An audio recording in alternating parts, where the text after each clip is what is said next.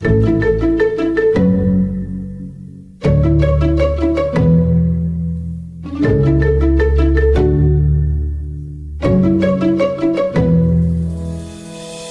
to Business Better, a podcast designed to help businesses navigate the new normal. I'm your host, John Wright. After serving nearly 15 years as Senior Vice President and General Counsel at Triumph Group Incorporated, a global aerospace component supplier, I'm now a member of the Securities and M&A groups at Ballard Spahr, a national law firm with clients across industries and across the country. This is another episode in our Women in Finance series and features a conversation with Meredith Smith, General Counsel at Stash, a financial technology and financial services company operating both a web platform and mobile apps that allow users to incrementally invest small amounts. Ms. Smith talks about her career path, its challenges, and her role as Chief Legal Officer of a rapidly growing startup. Speaking with her is my Ballard Spahr colleague, Kim Phan, a partner in our Washington, D.C. office who counsels clients on privacy and data security law. Let's turn the episode over to Kim and her guest. Welcome, everyone, to the latest in our Women in Finance subseries of Ballard Spahr's Business Better podcasts. My name is Kim Phan. I'm a partner in Ballard Spahr's Privacy and Data Security Group and Consumer Financial Services Group. And it is my pleasure today to welcome to our podcast series Meredith Smith, the General Counsel at Stash, which is a personal finance app that helps make investing easy and affordable. Meredith was previously at Sullivan and Cromwell, and before that received her Juris Doctor at New York University School of Law and received her Bachelor's of Science degree from the University of Virginia. I'm from Charlottesville, Virginia, so I feel a kinship to her there. Meredith was also named by Chambers and Partners as one of the most influential GCs in the USA in 2019, and she was featured by Business Insider in 2020. So we are thrilled to have her here today. Meredith, welcome. Thanks so much, Kim. Good to be here. So we're here to hear about you and your role as the general counsel at a fintech startup that's exciting and new like Stash. Can you just describe for our audience today, what are some of the many job responsibilities that are on your plate? Oh my gosh, so many, and it changes every day. But, I'm kind of when you think of, a general counsel in-house, kind of handling really a piece of everything. That really is what it is day to day. And sometimes, I hit 10 different areas of the law just in one day, from advising on the products we offer to our consumers. We're what you call B2C business. So there's a lot of product advice. But, litigation, employment, transactional work, so the fundraising, M&A transactions, intellectual property, corporate governance, working with the board. I'm the secretary of the board. So I am in all the board meetings and help prep kind of the legal compliance presentation for those meetings. I also have our compliance and our risk departments reporting to me. So as I've kind of been here 3.5 years or so, I've really developed quite a large team, and a lot of my day-to-day is really about helping my team and supporting my team and helping them do the best they can do, helping them with hiring decisions, getting them the resources they need. So a lot of what I do now is management as well, and in addition to the substantive areas of law that you would really typically think of being in a general counsel's skill set. So really a lot of everything, and it changes every day. This time last year, we were a month into COVID lockdown, and obviously I never would have thought we would have been working through return to work policies and all the legislation that came out around leaves that people were taking around COVID, and all the different tax breaks and employment requirements. It's kind of like there are things that come up that you never ever would have expected you have to deal with. So there's always something like that. Well, it's great to hear that you've built up a team around you to help you and support you in all of these different job responsibilities that you have to handle. But I'm sure that didn't start out as the case, and that it takes time to build that type of team. And being at a startup, I'm sure it's very different from the in-house legal departments at large, established multinational companies. Any tips you can offer to our listeners about how to build that type of team around you and how to handle being understaffed and trying to handle all these different compliance areas, legal areas, as well as juggling what you were saying, some of the corporate side of things, handling investors and fundraising and all of that? Sounds like a lot.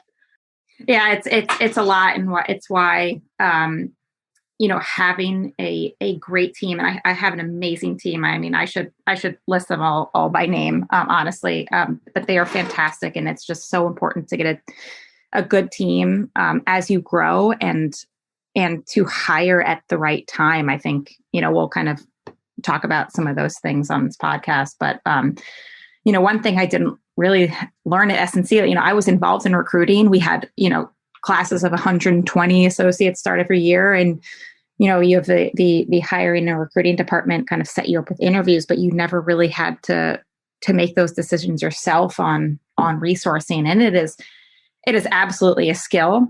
And I find it to be one of the hardest things about managing people is knowing when to hire and doing it on time. It's and I've made mistakes in that in the past. It's really difficult to wait until you need someone.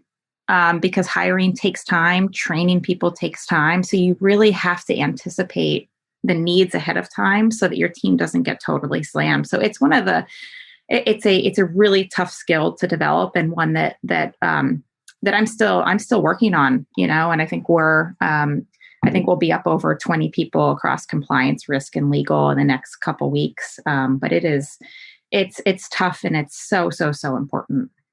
I'm sure you've had to develop a lot of different new skill sets, having left your role as an associate at Sullivan & Cromwell to take on this GC position.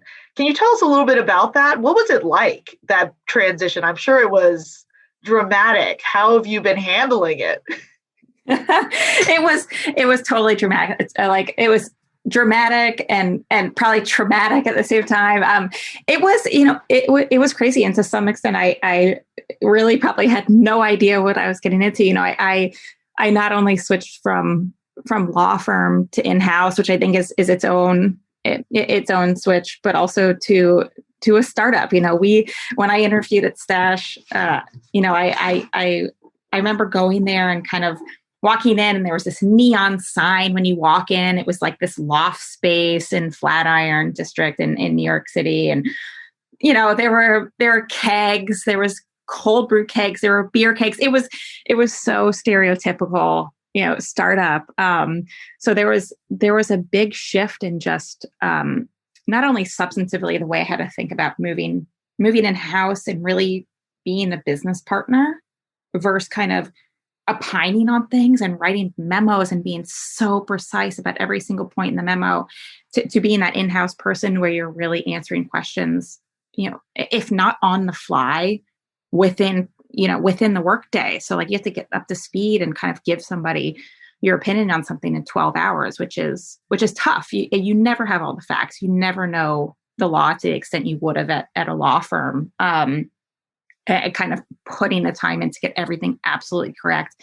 You don't have the time for that. So changing to in-house and also changing to just startup and startup culture and the pace. It was tough. And I would probably laugh, with my CEO now, kind of thinking about who I was then and kind of who I am and kind of how I approach my job today, 3.5 years later.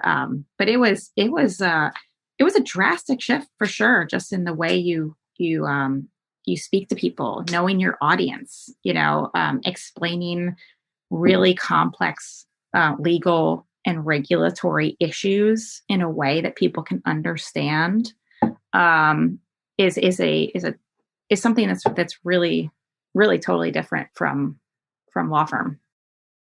So what was your path to Stash? What made you think to go there? Why did you want to move in-house from your big law career? What was the impetus there? Yeah, I at S&C, I have so many great things to say about my experience at S&C. I have great friends from there. I have great mentors from there. I still speak to many people there quite often, but they really, especially in the financial institutions group, which was the group I was in, they really train you to be a generalist from day one. That's totally in their mantra. It's just, this is your client, and whatever they need, that's what you'll do. So I did everything from transactional work to regulatory work, corporate governance, really anything that the clients had that required outside assistance from us. I really saw. So you start to, I was there from 2009 to the end of 2017. And over the course of that time, as you stay with clients and kind of service them over that period of time, you really pick up a lot of those pieces. So I think it was really, really training me to do what I do today, in terms of just having eyes on just a whole set of different sorts of issues. But I really, the work I found at S&C the most rewarding was when I really stayed with clients. I remember one client I was staffed on from like the week I got out of orientation to the day I left. I still had a relationship with this client, and seeing them, as a private company, pre-IPO, go through IPO, and then work through issues as a public reporting company and kind of the scrutiny that comes along with being a public reporting company and kind of everything in between. Those are really the most rewarding. You have those really close relationships with the folks that were in-house there.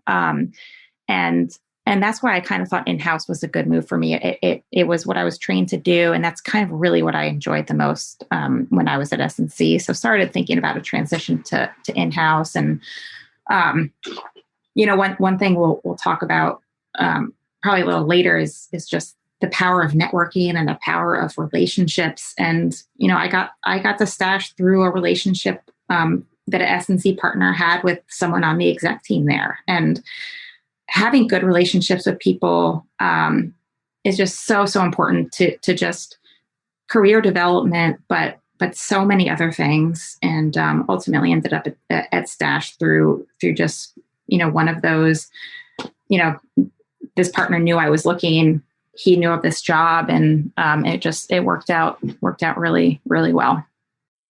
Well, we're so glad that it did work out for you. And it looks like you're doing a great job, but let's talk a little bit more about your background and how you got to where you are. I understand you have a finance degree from UVA. Did you always know you wanted to go into finance? I mean, obviously you focused on that in your career in private practice. Now you're there working at Stash doing consumer finance law for a startup. Why is this your passion? Is this an area that you want others, you would advise others to go into? Like, tell us a little bit about that. No, I was one of those people in college that had no clue what I wanted to do. I always am so impressed with people nowadays who go to college knowing what they want to do and having a passion for the degree they're pursuing. I was not that person. I wasn't that mature when I went to college. I picked a college, I played a sport in college. I played lacrosse, and kind of where I chose to play was really, I wanted a great school.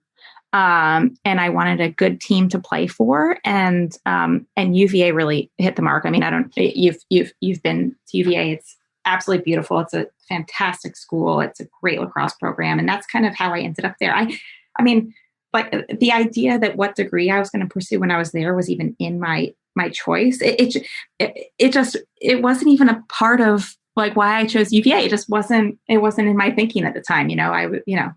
Obviously 18. So I thought I was one of those people that has a dad as a doctor. And I'm like, maybe I do pre-med or, whatever. And like the schedule for pre-med didn't really work out with like the lacrosse schedule. So I was like, oh, let me look for something else. Oh, finance, that's super applicable to anything I might do. So I was all about keeping doors open. And to me, there's actually an undergrad program at UVA. It's called the McIntyre School. It's really well regarded. It's kind of a feeder to their MBA program. And it's, you kind of apply and do that program the last 2 years that you're at UVA. It was one of those things where it's like, how will I not use this? There's just the things you learn in that program are really applicable to almost any industry that you would go in. So to me, it was really about how do I keep doors open, learning about project management, knowing accounting, econ to some extent, don't you really use econ too much, but marketing, how to value a company and think about growth and that sort of thing. All of that, I felt like no matter what I did post-college was going to be relevant. And it certainly is, right? So I went, I got a finance degree undergrad. I actually took a class at the McIntyre School called Business and the Law. And that's what really got me thinking about the legal field. It was an amazing class. I just loved it. It was very, very little of it was about the business aspect of the law. But it was just super, super interesting. And I liked it. So that's kind of where that started was in that class, actually. So that one class turned you away from pursuing an MBA and pursuing a JD instead? Yeah, exactly. It was, I just, there were those classes in college that you really liked. And I really liked that class. And to be honest, law school was one of those steps that really, I thought, what was just a continuation of opening doors, kind of a similar reason I went into and got a finance degree was, you can do all sorts of things with a law degree. You don't have to work at a firm. You don't even have to work in-house. There are plenty of business people, CEOs, heads of companies, entrepreneurs that have law degrees because it is just so relevant to absolutely anything you do. Really anything that I felt like it was one of those things that would continue opening doors, even beyond college. Well, so I know that open doors, networking, these are all important skills and things that you've been working on throughout your career. But let me ask you a very focused question for our current times. Have there been challenges that you have faced along the way as a woman? The legal profession, as you know, remains predominantly male, especially in leadership roles like general counsel roles. And certainly, I think we all know that the tech world is similarly male-dominated at the top. How have you been navigating that as a woman in both the law and in the tech space? Yeah, I've certainly been, in a room or on a call now, a virtual call or a Zoom call now, where I'm the only woman in the room or on the call. I think honestly, I've gotten just used to that. But I think at Stash, at least, it's kind of ingrained in who we are as a company, of this idea of financial inclusion, that it's really reflected in our employee base as well. There's a number of women on our exec team. We have more and more women in our senior management levels. So I actually, my day to day, I see a ton of women. A ton of our outside counsel are women, including yourself. So I don't see it every day anymore. I see women all over the place, but I think we have to do better. I think there's, I have 3 kids. I took maternity leave while I was at S&C twice. I also took maternity leave at Stash once. And the reality is, having kids really, really changes your work-life balance and the demands outside of work. It does for men too, but I think the reality is that really once you have kids, it puts so much pressure on your ability to continuing to deliver legal advice at a really high level, because it's so demanding. People need legal advice, especially on the really complex stuff and the really sensitive stuff, usually right away. Like it is a demanding profession. And I think to some extent, it is really just tough to juggle both. But my husband and I both work. We divide up duties. He's great. We divide up duties. So I don't, I certainly have time to kind of spend, on demands at home and demands at work, and have been able to juggle it. But it's a skill in and of itself to kind of make your schedule in a way that kind of lets you do things at home. And it's certainly tough. Well, it's great to hear that you found that good work-life balance and you have a family situation that allows you to do that. I personally have to applaud Stash. The whole concept behind Stash obviously is to bring investing to the average consumer and make small investors a reality. And I'm sure you and your role as GC are supporting that. Are there specific initiatives that you want to highlight for our audience today that may be happening at Stash broadly, or maybe specifically within your legal department, to advance diversity in the consumer finance industry, to support women and people of color as they try to navigate the consumer financial world and jump into this world of investing that might not be something that they are otherwise familiar with or have had to deal with in their day-to-day lives?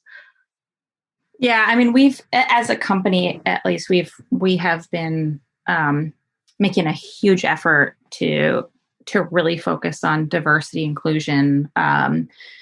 We hired an amazing person to actually really lead diversity inclusion efforts at Stash to help us with different programs, different trainings, setting up employee resource groups, and just really being a voice and advising all the employees of the company on how to increase our diversity and tackling implicit bias and having really open conversations about it. So we've done quite a bit. We actually signed, there's a fintech coalition that I think Betterment actually spearheaded and got 30 or 40 fintechs to sign on to sometime last year to really support diversity in the fintech industry, largely through recruiting and promotion of the Black community. And we signed on to that. We have different vendors and partners who are also doing very similar things. But it takes a lot of education. It takes reaching out to different areas to get more resumes, right? Like one of the biggest things is for every single role at our company, how do we increase the candidate pool to get more diverse folks in? And that's I think a big piece of it is, having your careers page and posting on LinkedIn doesn't always necessarily get a diverse candidate pool. You got to be way more proactive than that. You have to go to different colleges and different industry groups to really increase that candidate pool. And I think that's a huge piece of it is reaching candidates in different places. And I think we've been doing a great job at it. I think we have to continue to do better, just like everyone. But it has been a huge focus for us. And again, largely because it's so aligned with who we are as a company, with really reaching every American and giving them a really affordable way to invest. It's so aligned with that. So I think we're doing great things, and we'll continue to do great things. Well, that's exciting to hear, and I'm so glad to hear that Stash is committed to that. Just as a quick follow-up question, as far as your legal department and your uses of outside counsel, is that something you're committed to as far as utilizing diverse partners, associates at law firms that you go to for outside counsel? I've been giving a lot of thought actually recently to this idea of implicit bias and how things work out. In my own career, I realized that the three primary associates that I utilize are all Asian females. I didn't do that consciously, and I don't know that they gravitated toward me consciously, but that's just how it worked out. And I'm sure the reality is that other lawyers and their practices are the same, that people gravitate toward like. How do you navigate that as far as an in-house counsel reaching out to outside counsel to ensure that there is similar diversity happening amongst the firms that you utilize? Yeah, I think really first you have to be aware first. It's when I think about hiring outside firms, sometimes if it's not an outside firm that you use on an ongoing basis, we met years ago and whatnot. But when I onboard a new firm, sometimes it's in a ridiculous flurry of we have to get someone, yesterday, and so being aware and really making a proactive effort, especially in times where it's like, we got to get somebody in, quick. That's not always the case, but being aware and really making an effort to get different RFPs, right? Always go to a number of different firms. Ask for who is the team that is going to service this. Send me their bios from the partners all the way down to the junior associates. Granted, everybody kind of deals with staffing different ways, but I want the credentials and the backgrounds of everybody who's going to be on the team, so I can make sure the team's diverse. But I've also noticed that, I always want really the best outside counsel for us, the outside counsel who's practical, who knows our business, who knows the law. We go to outside counsel when there's really complex things, and there are lots of qualified, overly qualified, tremendously qualified outside counsel, and they're diverse. They're there, and sometimes you just have to put a little bit of extra effort into making sure you're reaching out to multiple firms and getting RFPs. But we have lots of women who are outside counsel, lots of different races. So I'm happy, and they're all great, right? So it's not like I sacrificed. They're all fantastic. So. Well, it's great to hear that you have such a thoughtful approach to that. And I'm sure that's only just one of the factors that led Chambers to name you as one of the most influential GCs in the U.S. That must feel great. Can I ask you, do you feel like you're at the pinnacle? How do you feel successful? How do you define success? What else do you want to accomplish in your career or for Stash? Oh my gosh. So when that came out, I had no idea. I had a friend who sent me the article, and I am so proud. It's amazing, honestly. I'm so proud. But I had no clue. And I think probably, I want to laugh and say I fooled somebody out there who submitted my bio for one of these things, but. I think, one thing we didn't touch on when we talked about kind of women versus men and whatnot that I wanted to hit on was, I think women tend to think they're always underqualified. So, and I think men, there are studies that kind of say this, that men always think they're overqualified, women think they're underqualified. And the minute I saw this, I was like, I do not deserve this. It was the typical kind of, I was so underqualified for this. But it feels great. And honestly, I work so hard. This job is so challenging. But again, I have a great team. And if I didn't have a great team, there's no chance I ever would have even probably been considered for this. But how do I define success? There's different answers to that depending if I'm answering just in the professional context or kind of the life context. And for me, ultimately it's really balancing personal and professional in a way that works for me, right? It's hard, but my family life is tremendously important to me. And my professional life is really important to me. So trying to balance those the best way you can. You'll never balance them perfectly, but balancing them and kind of being my best self at home and being my best self in the office is probably how I define that. And I want to enjoy my job. I like going to work. I like what I do. So enjoying my job is huge. Having the people on my team enjoy their jobs and be engaged.